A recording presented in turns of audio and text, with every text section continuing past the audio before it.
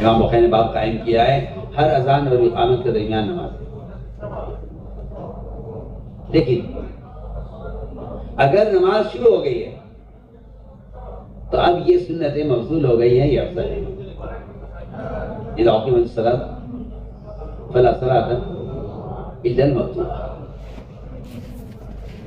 میں یاد کرنا چاہتا تھا کہ لوگ بہت بڑے فتنے میں پڑے اس سے کہ تبلیغ افضل ہے، تعلیم افضل ہے۔ یہاں تک بھی ہو گیا، مجھے اس کا افسوس ہے کہ بعض علماء، مجھے اس کا غم ہے کہ بعض علماء تبلیغ کی وجہ سے تعلیم چھوڑ دیتے ہیں، مجھے اس کا افسوس ہے، مجھے اس کا افسوس ہے کہ بعض علماء تبلیغ کی وجہ سے تعلیم چھوڑ دیتے ہیں، جبکہ تبلیغ اور تعلیم میں اللہ اکبر نہ تفاضل کا تصور ہے نہ تعارض کا کوئی تصور ہے، دونوں باتیں غلط ہیں۔ نہ تفاضل ہے نہ تعارض ہے، نہ تفاضل ہے نہ تعارض ہے۔ جو یہ جس نے یہ بحث چھیڑی ہے کہ افضل کیا ہے، دعوت ہے یا تعلیم ہے، میں کہتا ہوں کہ اس کا اس بحث کا چھوڑنا بالکل محمد ہے، اس کا ہمارا کوئی تصور نہیں ہے کہ دونوں میں سے کیا افضل ہے، تعلیم یا تبلیغ، دونوں میں سے کیا افضل ہے۔ ہم یہ عرض کرتے ہیں کہ جو دو چیزیں آپس میں متلازم ہیں، نہ تو وہ متفاضل ہو سکتی ہے نہ متعارض ہو سکتی ہے، وہ دو چیزیں آپس میں میرے ساتھ متلازم ہے، نہ تو متفاضل ہو سکتی ہے نہ متعارض ہو سکتی ہے، ناممکن بات ہے۔ ایک آدمی سوال کیا مجھ سے، عالم تھے، سال لگایا انہوں نے، مجھ سے آ کے سوال کیا کہ میں نے افضل کیا ہے، تبلیغ یا تعلیم؟ میں نے کہا دیکھو یہ سوال مومن سوال ہے، افضل نہ اس کو افضل کہیں گے نہ اس کو افضل کہیں گے، بلکہ دونوں کے جمع کرنے کو افضل کہیں گے۔ دونوں کا جمع کرنا افضل ہے، اور دونوں کا جمع کرنا یہ ہے کہ آنے والے کو تعلیم دیجئے، جو نہیں آ رہے ہیں ان کو جا کر تعلیم دیجئے۔ تبلیغ اور تعلیم میں ہمارا کوئی فرق نہیں، جا کر تعلیم دینا تبلیغ ہے، آنے والوں کو تعلیم دینا تعلیم۔ تو میں نے عرض کیا کہ اس کا کہیں سے کہیں تک بھی کوئی تصور نہیں ہے کہ یہ مسئلہ زیادہ اہم ہے، یہ جو آپ کے پاس طلبہ بیٹھے ہوئے ہیں پڑھنے کے لیے، یہ مسئلہ زیادہ اہم نہیں ہے۔ میں سمجھتا ہوں کہ سورہ عبسہ کے نازل ہونے کا اور اس تنبیہ کا سبب یہی ہوا ہے کہ جو آدمی طلب لے کر آ رہا تھا، نابینا صحابی عبداللہ بن مکتوم، ان آواز دے کر ان سے کہا علمنی ارجو ما علمک اللہ، اور اس وقت آپ صلی اللہ علیہ وسلم کی کوشش یہ تھی کہ یہ رؤسائے مشرکین یہ میری بات مان لیں، میری بات سن لیں، ان کے آنے پر آپ کو ناگواری ہوئی کہ میں اس وقت ان میں لگا ہوا ہوں، آپ اس وقت آ گئے، آپ تو ہمارے اپنے آتی ہیں، بعد میں آ جاتے ہیں۔ میں سمجھتا ہوں کہ عبسہ کے نزول کا سبب یہ ہوا ہے کہ تعلیم سے استغنا ہو گیا اور غیر تعلیم کے لیے کوشش ہو رہی ہے۔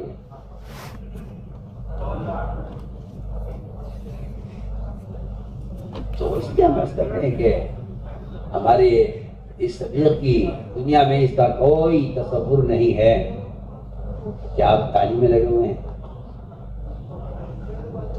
ہم عرض کرتے ہیں حضور اکرم صلی اللہ علیہ وسلم منبر سے بیان فرما رہے ہیں، آپ کا صحابہ کا پرانا توجہ بیٹھا ہوا ہے، فتن بیان ہو رہے ہیں، ان کے حل بیان ہو رہے ہیں، اس موضوع پر بات چل رہی ہے۔ اس درمیان میں ایک شخص آ کر دروازے پر کہتا ہے علم دین یا رسول اللہ، مجھے دین سکھلائیے۔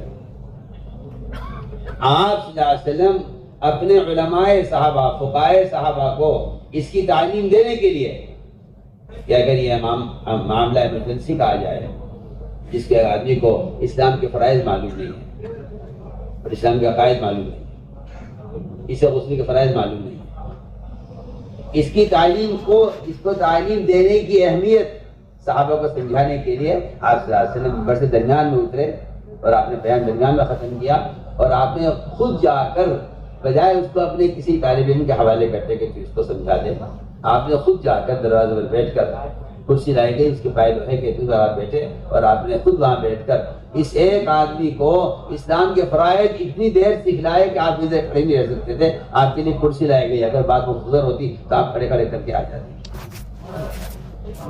آپ دروازے پہ بیٹھے، آپ جا کر اس کو یعنی بلائے ممبر پر، آپ اس کے بعد نہیں بیٹھ گئے دروازے پر، حالانکہ اس کے سوالات تو بالکل بدیہی اور بنیادی ہوں گے، جو پہلی مرتبہ آیا ہے اور اسلام کے فرائض معلوم کر رہا ہے، دین کیا ہے، اسلام کیا ہے۔ تو میں نے عرض کیا کہ اصل مقصد یہ تھا کہ علماء کی نقل و حرکت سے عوام اور علماء کے درمیان اختلاف بڑھے۔ اللہ کا بہت فضل ہوا، کرم ہوا کہ سال، دوسرے سال، تیسرے سال کے علماء کی نقل و حرکت سے اللہ کا فضل ہے کہ اب مساجد میں مسائل کی تعلیم کا وہ نبوی نظام، جس کو اللہ جزائے خیر دے ہمارے مفتی شفیع رحمۃ اللہ علیہ، انہوں نے معرفت قرآن میں آیت ہے مساجد اللہ یذکر فیہا اسمہ وسعی فی خرابہا، کہ اس سے بڑا ظالم ہو سکتا ہے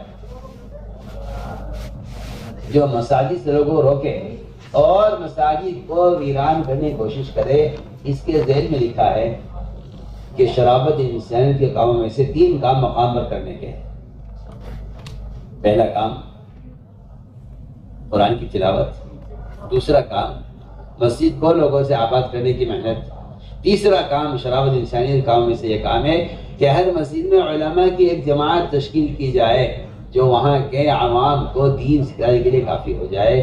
یہ اس آیت کے ذیل میں لکھا ہے شیخ صاحب پرانے نے کہ علماء کی ایک جماعت ہو جو مسجد میں علم کا حلقہ قائم کرے، اور میری بات آپ کو بری نہ لگے یا آپ اس کو غلط فہمی پر نہ لے جائیں، آپ مسجد میں درس تفسیر کر لیں، آپ مسجد میں واعظ کر لیں، آپ مسجد میں کسی موقع کے اعتبار سے کوئی تقریر کر لیں۔ میں آپ سے بالکل بے تکلف عرض کرتا ہوں، آپ کو برا نہ لگے، میں جو کہنا چاہتا ہوں میری مراد تک آپ کو پہنچنا پڑے گا۔ یہ تعلیم ہے، یہ تعلیم ہے۔ منبر سے کوئی بات بھی مسجد میں ہو رہی ہے، یہ عوام کی تعلیم و تربیت نہیں ہے، بالکل نہیں ہے۔ میں آپ سے بہت ضروری بات عرض کر رہا ہوں، میں کہنا چاہتا ہوں کہ آپ کو برا نہ لگے، علماء کا استعمال مساجد میں صرف منبر کے واعظ تک رہ گیا ہے۔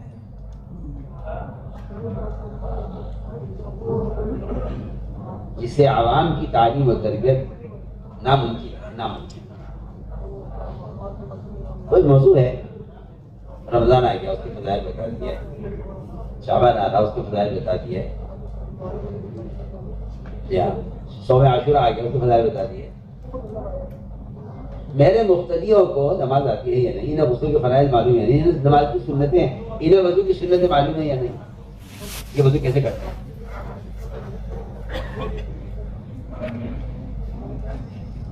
ہماری درخواست یہ ہے کہ حضور اکرم صلی اللہ علیہ وسلم اپنی مسجد میں آنے والے کی نماز کی خود نگرانی کر رہے ہیں۔ ہم علماء کا وقت چاہتے ہیں مسجد کے لیے جس سے عوام کی نبض دیکھیں، یہ کلینک ہے۔ یہ میں آپ سے سوال کرتا ہوں، میں اپنی بات کو آسان کر لوں گا اس سوال سے، اگر ڈاکٹر سارے مریضوں کو جمع کر کے کوئی بیان کر دے، کوئی تقریر کر لے، تو مجھے بتائیے ان مریضوں کو کوئی فائدہ ہوگا؟ میرا ایک سوال ہے۔ اس لیے میں کہا کرتا ہوں کہ تعلیم کی جگہ منبر نہیں ہے۔ تعلیم کے لیے تو آپ کو نیچے اترنا پڑے گا، آواز کے ساتھ بیٹھنا پڑے گا، تعلیم کی جگہ منبر نہیں ہے۔ ممبر صاحب دعوت دیں، ممبر صاحب واعظ کریں، ممبر صاحب نصیحت کریں، ٹھیک ہے۔ تعلیم تقاضا کرتی ہے کہ آپ پہلے متعلم کی لفظ دے کر اس کا حال معلوم کریں۔ ہم آپ کو مثالیں بے شمار ہیں احادیث کے اندر۔ ایک آدمی کے اندر زنا کا تقاضا پیدا ہوا کہ مجھے زنا کرنا ہے، لیکن چل کے پوچھتے ہیں آپ سے آ کر آپ سے سوال کیا، حالانکہ ممبر سے زنا کی حرمت کو بیان کیا جاتا ہوگا، لیکن یہاں ایک آدمی میں زنا کا تقاضا پیدا ہوا، آپ لے کر بیٹھے، آپ نے پوچھا کیا چاہتے ہیں؟ کہتا میں زنا کی اجازت دیتی ہوں۔ آپ نے بٹھا کر فرمایا کہ یہ کام تمہاری ماں کے ساتھ، تمہاری بہن کے ساتھ، تمہاری بہن خالہ کے ساتھ کرے تم برداشت کرو گے کہ نہیں؟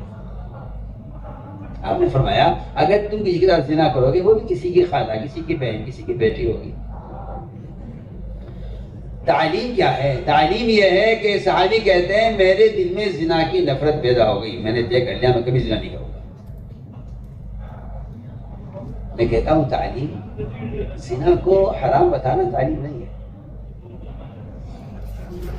زنا کو حرام بتانا تعلیم نہیں ہے، ایک آدمی کے دل میں زنا کی نفرت پیدا کرنا تعلیم ہے۔ وہ نفرت پیدا کرنا وہ صحبت کا اور ماحول کا تقاضا ہے۔ وہ اصل بات یہ ہے کہ زنا حرام ہے، یہ بتانا کافی نہیں ہے۔ یہ آدمی زنا سے نفرت کر جائے تو ہمیشہ کے لیے زنا چھوڑ دے۔ تو میں نے عرض کیا کہ اصل مقصد یہ تھا کہ علماء کا، عوام کا اختلاط بڑھے، اجتماع بڑھے۔ اور عبداللہ بن عمر کے ایک صاحب نے خط لکھا تھا کہ مجھے علم کی بات لکھ کر بھیجیے، فرمایا علم لکھ کر بھیجنے کی چیز نہیں ہے، آپ علماء کی مجلس میں آئیے، یہاں علم کے ماحول میں آئیے، یہاں کے علم حاصل کیجیے۔ میں کل بھی کہہ رہا تھا طلباء سے کہ نشر و اشاعت کی سہولت نے صحبت کو اور انابت کو بڑا نقصان پہنچایا، بہت نقصان پہنچایا، بہت نقصان پہنچایا انابت اور صحبت، اور اس کے لیے ہجرت ختم ہو گئی ہے کہ اب علم ہر جگہ مل جاتا ہے، آپ کو کہیں جانے کی ضرورت نہیں۔ ابن عباس رضی اللہ تعالیٰ عنہ ایک صحابی سے ایک حدیث معلوم کرنے کے لیے دوپہر کو ان کے دروازے پر جا کر بیٹھتے تھے، سخت گرمی ہوتی تھی، وہ اندر قبلہ کر رہے ہوتے تھے، اور یہ غبار میں اور ریت میں جو چھٹ جاتے تھے، ان کو بڑی اتنی مٹی جمع ہو جاتی تھی۔ جب یہ دروازہ کھولتے تھے استاد تو یہ کپڑے جھاڑتے ہوئے کھڑے ہوتے تھے اور ایک حدیث کا سوال کر کے واپس ہو جاتے تھے۔ وہ کہتے کہ چچا آپ سازنگا محترم سے جا کے بیٹھے، آپ نے مجھے کیوں نہیں اٹھایا؟ کہ نہیں میں طالب علم ہوں، میں تو علم حاصل کرنے کے لیے آپ کے دروازے پر بیٹھا ہوا تھا۔ ایک حدیث معلوم کرنے کے لیے وہ اس گرمی میں، اس مٹی میں اور اس غبار میں بیٹھ کے انتظار کرتے تھے۔ میں عرض کر رہا تھا کہ اب وہ انابت اور صحبت وہ ختم ہوئی ہے ان آلات اور ذرائع کی، ورنہ امام اوزاعی رحمۃ اللہ علیہ کے درس حدیث سے، ان کے طلباء اس زمانے کے قلم سے اگر حدیث کو لکھنا چاہتے تو منع کرتے کہ لکھا مت لے جانا، لکھ کر لے گئے تو اس کا نور، اس کا وقار جاتا رہے گا، اس کا نور، اس کا وقار جب تک ہے جب تک تم علم کے حلقوں میں آ کر علم حاصل کر رہے ہو۔ اس لیے ہماری یہ درخواست ہے، آپ حضرات کی خدمات، آپ حضرات کے مدارس کی مشغولی سب آنکھوں پر، لیکن جتنا حصہ آپ کے علم میں طالب علم کا ہے اتنا ہی حصہ آپ کے علم میں غیر طالب کا بھی ہے۔ وفی اموالہم حق للسائل والمحروم، جب یہ اس دنیا کے لیے یہ اصول ہے کہ سائل اور غیر سائل سب کا حق آپ کے مال میں ہے، تو جو علم جس کی امت کو سخت ترین ضرورت ہے، کیا عوام کے جن میں کوئی طلب علم کی نہیں ہے، کیا ان کا آپ کے علم ان کا حصہ نہیں ہوگا؟ اصل مقصد یہ تھا دعوت اور تعلیم۔ اللہ اکبر، یہ کوئی دو متعارض فرائض، دو متعارض فریضے نہیں ہیں، بلکہ حضور اکرم صلی اللہ علیہ وسلم نے اپنے علم کی مثال باطل سے دے کر سب سے پہلے تو علماء کو متحرک بنا دیا۔ سب سے اہم بنیادی بات یہ ہے کہ علماء عوام کے حال کا خود مشاہدہ کریں. علماء ڈاکٹر کی طرح ہیں، امت مریض کی طرح ہے. علماء ڈاکٹر کی طرح ہیں، امت مریض کی طرح ہے. کہ علماء امت کے حال کا خود مشاہدہ کرے، خود معائنہ کرے. یہ مقصد تھا اس کا کہ اللہ کا فضل ہے، ہم نے اس کو شروع کیا جس میں مدارس کے محدثین، مفتیان کرام، مدرسین سے لے کر بڑی جماعت کے طلبہ تک وہ عصر کے بعد یا فجر کے بعد آس پاس کی مسجدوں میں جماعت بنا کر چلے جاتے ہیں اور وہاں عوام سے اختلاف کرتے ہیں اور عوام کا حال معلوم کرتے ہیں. کہتے ہیں جی اتنے لوگ ملتے ہیں جنہیں غسل کے فرائض کی خبر نہیں ہے، جنہیں وضو کے طریقہ معلوم نہیں ہے، انہیں کون تعلیم دے گا؟ اس لیے میں کہتا ہوں کہ عوام کو ہم کتابوں کے حوالے نہیں کرنا چاہتے، ہم عوام کو علماء کے حوالے کرنا چاہتے ہیں. یہ ہمارا مقصد ہے. ہم عوام کو کتابوں کے حوالے نہیں کرنا چاہتے، ہم عوام کو علماء کے حوالے کرنا چاہتے ہیں. اگر دوائیں لکھ دی جائیں، کتابیں دواؤں کی لکھ دی جائیں اور گھر میں تقسیم کر دی جائیں تو میں سمجھتا ہوں کہ کوئی مریض ڈاکٹر سے مستغنی نہیں ہوگا. مریض کو بخار کی دوا کے لیے بھی ڈاکٹر کی ضرورت ہے، ایک سر کے درد کے لیے بھی ڈاکٹر کی ضرورت ہے.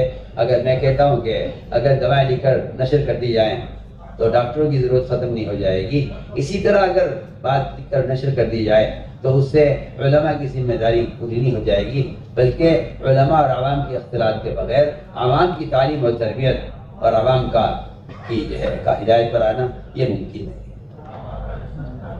یہ اصل مقصد تھا علماء کی نقل و حرکت، تاکہ عوام علماء کے درمیان جو خلیج بنی ہے یہ ختم ہو اور عوام علماء کا مسیح کی سطح پر اجتماع ہو.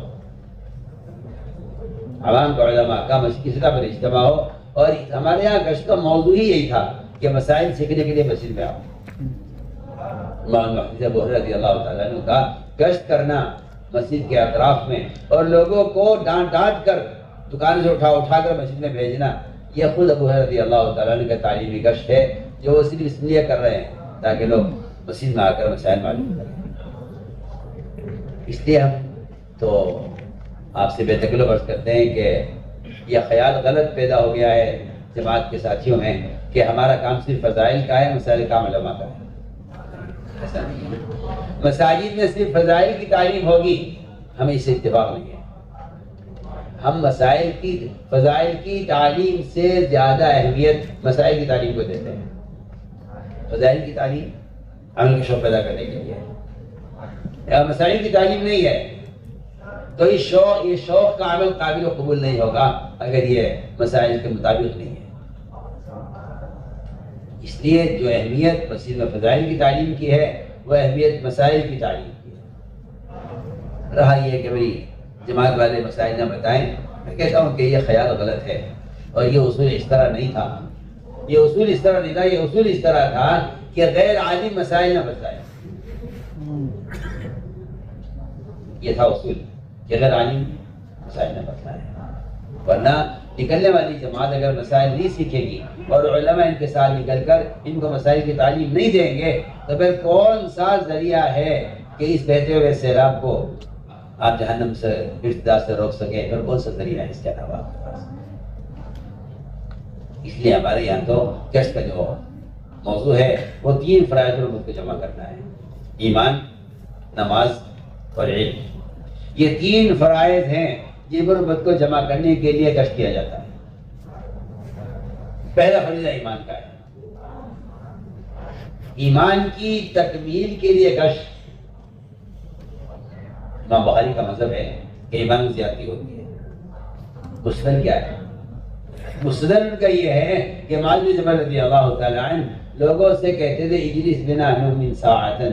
یہ امام بخاری کا مستدل ہے اور ان کا مستدل بہت قوی مستدل ہوتا ہے. وہ معاذ بن جبل کے عمل سے وہ ثابت کر رہے ہیں کہ ایمان کی تکمیل کا سبب ہے یہ کہ لوگوں کو مجالس ایمان میں جمع کیا جائے.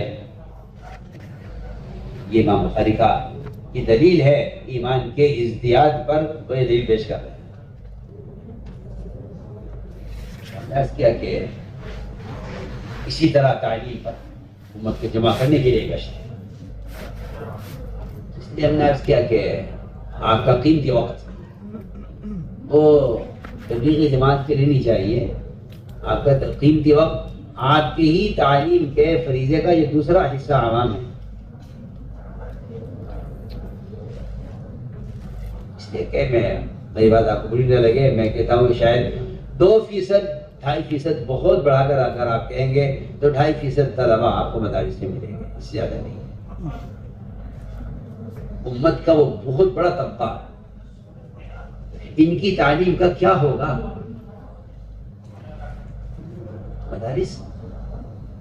مدارس تو عوام کو تعلیم دینے والا عملہ بنانے کے لیے.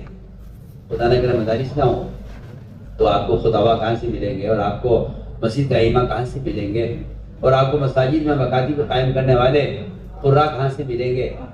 یہ تو ایک ناممکن بات ہے کہ مدارس کو نعوذ باللہ ہلکا یا غیر ضروری سمجھا جائے.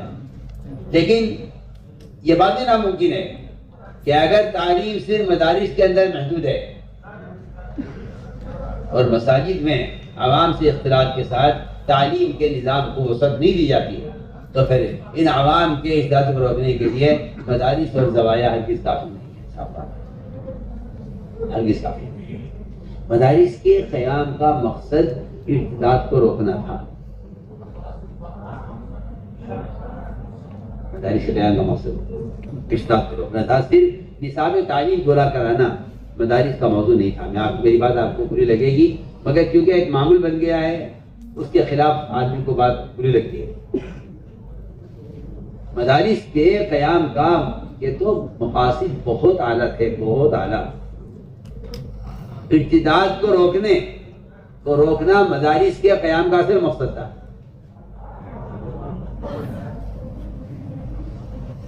اس لیے ہم عرض کرتے ہیں کہ بے شک علماء وہ نصاب تعلیم کے اندر مشغول ہیں، اور اس میں عرض کر چکا ہوں کہ یہ طلب لے کر آنے والوں کی طلب سب سے مقدم ہے. لیکن آپ صلی اللہ علیہ وسلم کا عمل یہ بتا رہا ہے کہ اگر کوئی ایمرجنسی کیسا آ جائے، آپ ایک ڈاکٹر سے وقت لیتے ہیں، آپ ڈاکٹر سے وقت لے کر اس کے ساتھ آپ بیٹھتے ہیں.